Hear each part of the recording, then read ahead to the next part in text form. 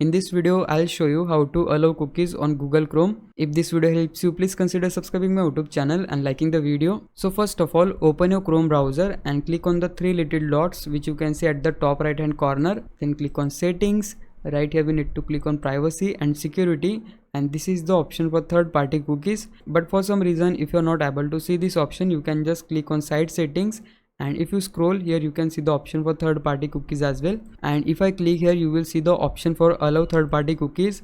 Then it is up to you, like if you want to set it on allow third party cookies, you can just do that. If you want to block third party cookies in incognito mode, you can do that as well, because generally most people select this option. So it is up to you, as I said, and the rest of the settings are like this, so you can just copy them. But for some reason, if you're not able to see the window like this, you can just click on about Chrome. Here you can see the Chrome is checking if my software is up to date or not. If it is not in your case, just update the Chrome first, and then you will see the further options as we saw before. And yeah guys, that's it. This is how you can allow cookies in your Google Chrome. Now if you think I was a big help, can you please subscribe me? If you do, I would really appreciate it. For now, thanks for watching. Bye bye.